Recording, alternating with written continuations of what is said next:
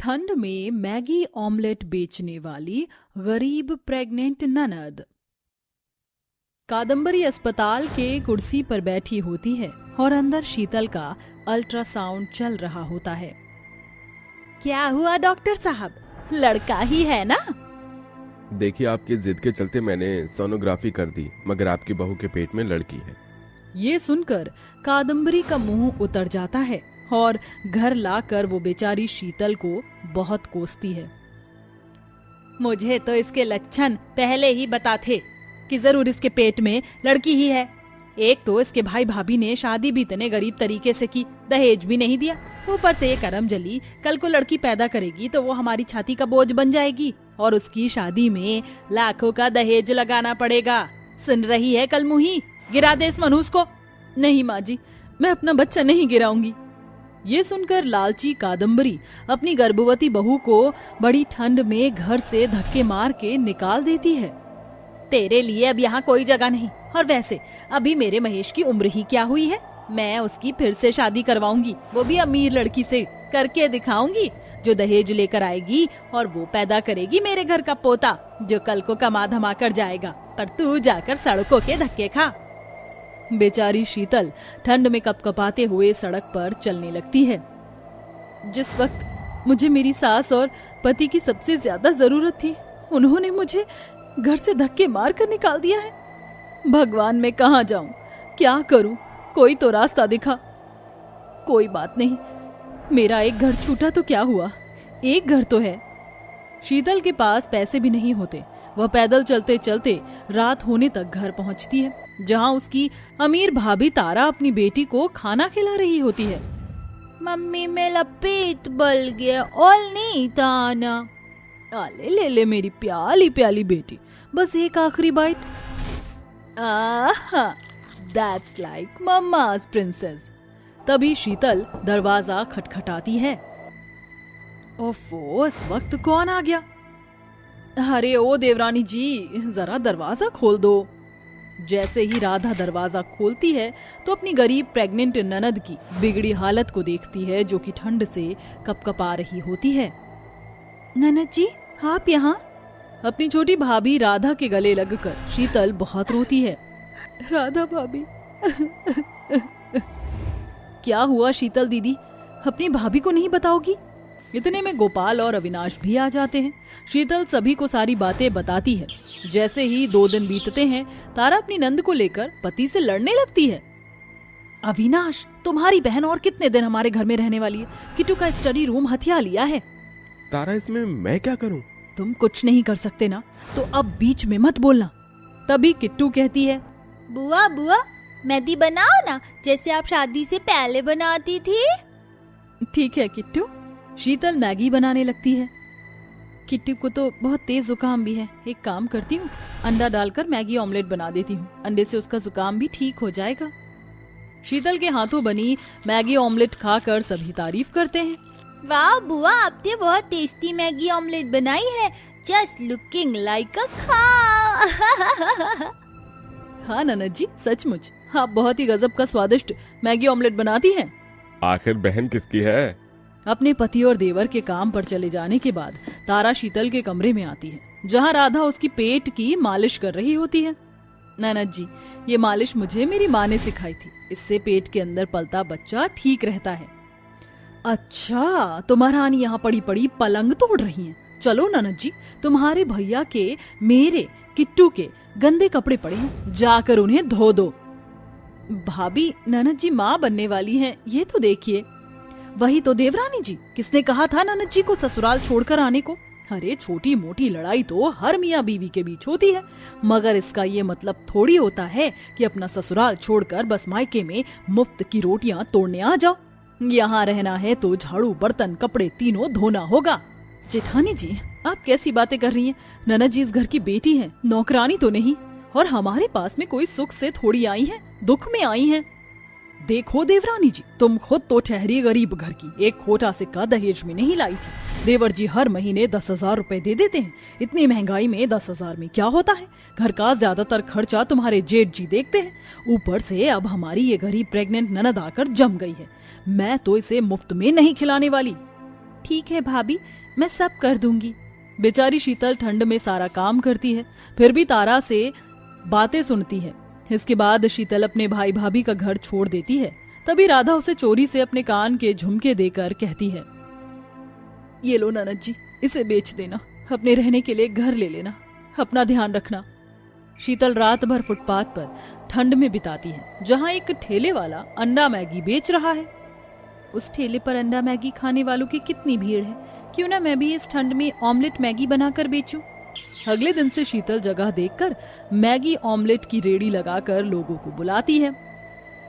तवा Maggi omelette खा लो भैया, तवा Maggi omelette, स्वादिष्ट गर्मा गर्म टेस्टी टेस्टी तवा मैगी ऑमलेट। तभी ठंड से कपकपाते लोग वहां आते हैं। बाप रे बाप, इस ठंड ने तो कुल्फी जमा दी। बहन जी, जरा जल्दी से ऑमलेट मैगी बनाना। जी अभी बनाती हूँ साहब जी, ये लीजिए आपका मैगी ऑमलेट। उस गरीब प्रेग्नेंट ननद का बनाया मैगी ऑमलेट खाकर ग्राहक बहुत तारीफ करता है। अरे वाह वाह वाह वाह वाह, बहन जी क्या गजब का स्वादिष्ट मैगी ऑमलेट बनाया है आपने। सर्दी तो एकदम भाग गई, वरना तो हमारी नाक जुकाम के मारे सर सर सर कर रही थी। वो इसलिए भाई साहब क्योंकि अंडा सर्दी जुकाम की छुट्टी करता है। जरा सुनो, मेरे लिए मैगी ऑमलेट बनाना और मिर्च प्याज जरा ज्यादा डालना। जी मैडम जी, ये लीजिए। Oh wow, it is so yummy. इतनी टेस्टी मैगी ऑमलेट इससे पहले मैंने कभी नहीं खाई, और इस कड़ाके की सर्दी में ऐसी बनी मैगी ऑमलेट मिल जाए तो मजा ही आ जाए।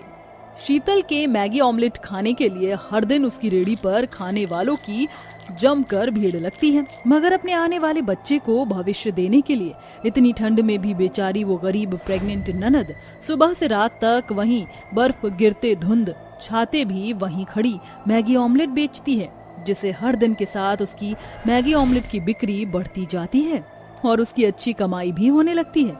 इन्हीं कठिनाइयों के बीच अब उसे 9 महीने हो जाते हैं। हे भगवान, मेरी डिलीवरी में बस थोड़े दिन रह गए हैं। दिन रात की इतनी मेहनत से ग्राहक जुड़े हैं, कहीं मेरा ठेला बंद हो जाने के बाद ग्राहक इधर उधर ना चले, वरना मैं खुद क्या खाऊंगी और अपने बच्चे को क्या खिलाऊंगी। मुझ गरीब ननद ने 9 महीने की कठिनाई उठाकर और ये पहाड़ जैसा दुख झेलकर अपनी होने वाले बच्चे को 9 महीने तक लाई हूँ, मगर इस बच्चे को दुनिया में लाते वक्त मैं बेसहारा पड़ जाऊंगी। ना मेरे पास मेरे ससुराल वाले हैं, न मायके वाले, मैं अकेली पड़ जाऊंगी। तुम अकेली नहीं हो ननद जी, तुम्हारी ये गरीब भाभी तुम्हारे साथ हर मोड़ पर खड़ी है। अपनी भाभी राधा को देखकर शीतल बहुत रोती है। भाभी आप, ये देखो तुम्हारे लिए गोंद के लड्डू बनाकर लाई हूँ, अगर माँ जी होती तो कितना इंतजाम करती। ननद जी, पहला बच्चा पैदा करने में बड़ी ताकत लगती है, इसे खाओ। अब मैं डिलीवरी तक तुम्हारे साथ रहूंगी। थोड़े दिन में शीतल की डिलीवरी हो जाती है। ऐसे में सर्दी के उन दिनों तक राधा अपनी ननद की जगह मैगी ऑमलेट बनाकर बेचती है। वहीं दूसरी तरफ तारा बुरी तरह एक फ्रॉड स्कैम में आ जाती है। हाँ, क्या मेरा नाम लकी कस्टमर लिस्ट में आया है? इतनी महंगी गाड़ी मिल जाएगी, बस मुझे 5 लाख ही तो देने हैं, बदले में 25 लाख की गाड़ी तो आ जाएगी। फिर मैं गाड़ी में घूमूंगी, लुक लाइक रिच। लालच में आकर तारा बिना किसी तहकीकात के पैसे ट्रांसफर कर देती है। 2 दिन बीत जाते हैं। अविनाश को इस बात का पता चलते ही वो कहता है, तारा जानती भी हो वो 5 लाख की सेविंग मैंने कितने मेहनत से जोड़कर इकट्ठा किया था। उसमें थोड़े पैसे और जोड़कर इस घर का लोन भरना था, जिसकी आखिरी तारीख आज है। तुम्हारे चलते हमारे साथ हमारी बच्ची भी बेघर हो जाएगी। इसके बाद बैंक वाले उन सभी को घर से निकाल देते हैं। ऐसे में राधा उन्हें अपनी ननद के घर लाती है और सारी बात बताती है। भाभी भैया, ये भी तो आप ही का घर है, आप जब तक चाहे यहाँ रह सकते हैं। किट्टू, बुआ ने मैगी ऑमलेट बनाया है, भूख लगी है ना, ये लो खा लो। शीतल किट्टू को मैगी ऑमलेट खाने को देकर प्यार भरा हाथ उसके सर पर फेरती है। इसके बाद तारा का सारा घमंड चूर चूर हो जाता है और वो बहुत रोती है। ननद जी, मुझे माफ कर दो, मैंने तो अपना मतलब देखकर तुम्हें घर से निकाल दिया, जब तुम्हें हमारी कितनी जरूरत थी, और तुम आज इतना कर रही हो। क्योंकि तारा भाभी, गरीबी में भी अपनों से रिश्ता जोड़ कर रखना मैंने राधा भाभी से सीखा है। आपको अपनी गलती का एहसास है, यही बहुत है।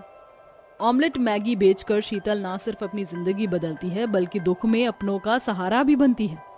साथियों, कभी भी अपनों से रिश्ता अमीरी और पैसा देख कर ना रखें, क्योंकि धन आने और चले जाने में देरी नहीं लगती। कोई नहीं जानता कब किस पर कैसा वक्त आ जाए। लंबे बालों वाली काली जेठानी की अंग्रेजन देवरानी। निशा अपने लंबे बालों को धोने के बाद तौलिए से सुखा रही होती है। तभी उसकी सास कलावती उसे देखकर कहती है, सारा का सारा समय अपना इन बालों में ही खर्च कर देती हो। अरे मुझे तो तुम्हारा कुछ समझ ही नहीं आता। घर के काम कौन करेगा? माँ जी, आप ऐसा क्यों बोल रही हो? मैंने घर के सारे काम कर तो दिए हैं। कैंची की तरह अपनी जुबान चलाने से अच्छा तो यही होगा कि मेरी बातों पर गौर किया कर।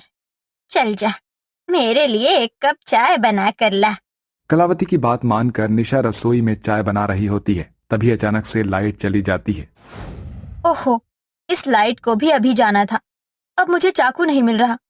ये अदरक कैसे काटूं? बिना अदरक के तो माँ जी को चाय बिल्कुल पसंद नहीं आती। निशा अंधेरे में रसोई के अंदर चाकू ढूंढ रही थी। जैसे ही उसे चाकू मिलता है वो उसे उठाने लगती है, लेकिन तभी चाकू फिसल कर रसोई में जमीन पर गिर जाता है। कोई काम मुझसे ठीक से हो ही नहीं सकता। निशा चाकू उठाने के लिए नीचे झुकती है। तभी उसके सर की रबड़ टूट जाती है और सारे बाल चारों तरफ बिखर जाते हैं। जैसे ही वो चाकू उठाकर ऊपर होती है तो वहां पर उसका ससुर दामोदर उसके काले रूप, लंबे घने बाल और हाथ में चाकू लिए देखकर हैरान रह जाता है। और उसी समय उसे एक हार्ट अटैक का पेन उठता है, जिसके चलते वो बेहोश हो जाता है। बाबूजी, अरे ये क्या? बाबूजी, बाबूजी, उठ जाइए बाबूजी, ये आपको क्या हो गया है? दामोदर की आवाज सुनते ही कलावती रसोई की तरफ अंदर आती है। अंधेरे में अपने पति के पास निशा को देखते ही कलावती जोर जोर से चिल्लाने लगती है, अरे बचाओ बचाओ, मेरे पति को चुड़ैल खा रही है। अरे कोई मेरे पति को बचाओ बचाओ। अरे कहाँ से आ गई ये चुड़ैल? मेरे पति को खाकर ही मानेगी क्या? तभी अचानक से लाइट आती है। माँ जी, मैं चुड़ैल नहीं हूँ, मैं निशा हूँ। ये देखिए बाबूजी को क्या हो गया। अचानक से उन्होंने मुझे देखा और बेहोश हो गए। अरे चुड़ैल कहीं की, तुझे देखकर तो अच्छे अच्छे को हार्ट अटैक आ जाए। अब मेरे पति को पता नहीं क्या हो गया है। जल्दी से एम्बुलेंस को कॉल करना होगा। कलावती फौरन एम्बुलेंस को कॉल करती है, जिसके बाद एम्बुलेंस में कलावती अपने पति को लेकर हॉस्पिटल पहुंचती है, जहां डॉक्टर दामोदर का चेकअप करने के बाद कलावती से कहते हैं, किसी चीज को देखकर बहुत ज्यादा घबरा गए थे आपके पति और उन्हें बहुत बड़ा अटैक आया है। ध्यान रखना ये अटैक दोबारा ना आए, वरना उनकी जान जा सकती है। ये सुनकर कलावती की आंखों में आंसू आ जाते हैं और वो अपने पति के पास जाती है और उसके सिरहाने बैठकर रोते हुए कहती है, हे भगवान, ये क्या हो जाता? आज मेरा पति मुझसे छीन जाता तो मैं इस दुनिया में कैसे जीती। अपने पति के ठीक होने के बाद जब कलावती दामोदर के साथ वापस घर आती है तो अपने सामने अपनी बड़ी बहू निशा को देखते ही कहती है, अरे ओ मंजुलिका की बहन, तेरी वजह से आज मेरा पति परलोक सिधार जाता। अरे तुझे पता है, तेरा ये भयानक चेहरा सिधार जाता। मेरे पति को हार्ट अटैक आ गया। एक तो तू काली मसानी, ऊपर से तेरे ये लंबे काले केश। अरे अच्छा अच्छा डर के पागल हो जाए। कलावती की ऐसी जली कटी बातें सुनकर निशा फूट फूट कर रोने लगती है। अरे भाग्यवान, मुझे मेरे कमरे में लेकर चलो, नहीं तो इसका ये रूप देखकर मुझे दोबारा से हार्ट अटैक आ जाएगा। कलावती अपने पति को अपने कमरे में ले जाती है, जहां बेचारी निशा रोते हुए अपने कमरे में चली जाती है। पता नहीं क्यों मैं इतनी काली हूँ। काश मेरा रंग थोड़ा साफ होता तो मेरे ससुराल में सब लोग मेरी इतनी बेइज्जती ना करते। निशा अपने रंग को लेकर रो रही होती है कि तभी वहां पर उसका देवर सिद्धार्थ अपनी एक अंग्रेजन गर्लफ्रेंड के साथ शादी करके उसे घर ले आता है। अरे माँ, कहाँ हो? अरे देखो तो मैं आपके लिए इस घर की बहू लेकर आया हूँ। अरे बेटा, इतनी जोर से क्यों चिल्ला रहा है? और ये अंग्रेजन लड़की कौन है? अरे माँ, ये आपकी छोटी बहू है, इसका नाम है मैरी। नमस्ते माँ जी। अपने सामने एक अंग्रेजन गोरी भूरे बाल वाली बहू को देखते ही कलावती बहुत खुश होती है और वो मैरी के चेहरे को पकड़कर कहती है, अरे वाह बेटा, तू तो बिल्कुल चांद का टुकड़ा लेकर आया है।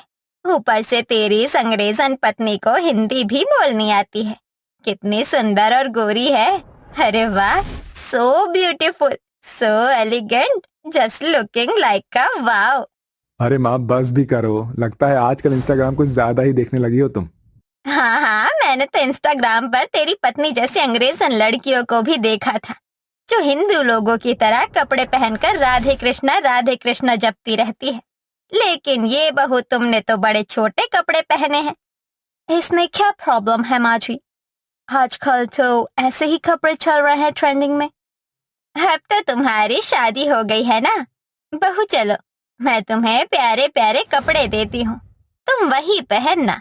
कलावती अपनी गोरी बहू मैरी को अपने साथ अपने कमरे में ले जाती है। मैरी को कलावती अपनी नई नई साड़ियां देती है, जो उसने आज तक निशा को कभी नहीं दी थी। ये साड़ियाँ बहुत महंगी है बहू, इन्हें तुम पहन लेना। Oh my God, I fool, you know ना mother in law, I don't need long dress like ढाका ढाका, मुझे पसंद नहीं, समझ रही हो ना माँ जी? अरे ये क्या बोल गई बहू, मुझे तो कुछ समझ ही नहीं आया। ओह माय गॉड, बेचारी, पोर इंडियन। मैरी ऐसा कहकर सिद्धार्थ के पास वापस लौट कर आ जाती है और अपने कमरे में थोड़ी देर आराम करने के लिए चली जाती है। वहीं कलावती को उसकी कोई बात समझ नहीं आती। जब अपनी देवरानी के बारे में निशा को पता चलता है तो वो उससे मिलने के लिए उसके कमरे में आती है। अरे वाह देवर जी, आप तो बड़े छुपे रुस्तम निकले, आपने तो सीधा एक अंग्रेजन से ही शादी कर ली। ओह माय गॉड, ये ब्लैक ब्यूटी किसकी है? क्या दिक्कत है निशा भाभी, आप यहाँ क्यों आई हो? मेरी अभी अभी तो इस घर के अंदर आई है, आपकी सूरत देखते ही वो डर जाएगी। आप चली जाओ यहाँ से। Siddharth, you don't tell me, who is she? क्या हुआ, क्या ये तुम्हारी भाभी है? शी इज सो अगली, सो बकवास, जस्ट लुकिंग लाइक अ दफा हो जाओ। I tell you all baby, just wait. ऐसा कहकर वो अपनी भाभी निशा को वहां से भगा देता है, जिसके बाद वो मैरी को निशा के बारे में सब कुछ बताता है। मैरी को निशा जरा भी पसंद नहीं आती, क्योंकि वो काली और उसके बाल काफी ज्यादा लंबे होते हैं। ऐसे ही कुछ ही दिनों में मैरी की हरकतें अब घर के लोगों को बिल्कुल पसंद नहीं आती, जैसे लेट नाइट छोटे कपड़े पहनकर पार्टी करना और लेट से घर आना, घर में भी शराब पीकर पार्टी करना। उसके बोलने के अंदाज से किसी को कुछ भी समझ नहीं आता। Oh, where is everyone? Where is my tea? Hello, Black Beauty. क्या तुमको सुनाई नहीं दे रहा? मेरी टी कहाँ है? देवरानी जी, ये टी क्या होता है? ओह हो डोंकी वुमन, तुम्हें इतना भी नहीं पता कि क्या होता है टी? मतलब चाय होती है। जाओ मेरी चाय लेकर आओ। मैरी अपनी जेठानी के ऊपर हुक्म चलाती है और अपने सारे काम उसी से करवाती है, जिसके चलते अब कलावती को अपनी छोटी बहू बिल्कुल पसंद नहीं आती और वो निशा के साथ अच्छे से बर्ताव करने लगती है। बहू तुम खड़ी क्यों हो? चलो तुम भी खाना खा लो सबके साथ। इस ब्लैक ब्यूटी को यहाँ टेबल पर बैठने की क्या जरूरत है? हमारे खाना खाने के बाद भी तो खा सकती थी। तुम्हारी ही तरह निशा भी घर की बहू है, इसलिए तुम अपनी जेठानी से सही से पेश आओ। पहली बार अपनी सास को अपनी तरफ बोलते हुए देखकर निशा बहुत खुश होती है। वहीं मेरी को बहुत तेज से गुस्सा आता है और वो रात को मौका देखते ही अपनी जेठानी से बदला लेने के लिए उसके बाल काटने उसके कमरे में चली जाती है। लेकिन लाइट ऑफ होने की वजह से अलमारी के ऊपर रखी एलपी उसके सर पर गिर जाती है, जिसके चलते उसके सारे बाल चिपक जाते हैं। ओह माय गॉड, ये मेरे बालों को क्या हो गया? ओह माय गॉड, कोई मेरी मदद करो।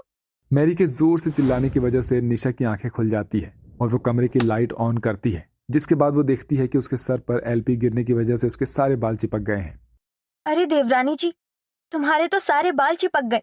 मैरी फूट फूट कर रो रही होती है। अब उसके बालों पर ट्रिमर चलाने के अलावा और कोई भी चारा नहीं होता है। इसी के चलते मैरी पूरी तरह से गंजी हो जाती है और अपनी गलती का उसे एहसास भी होता है।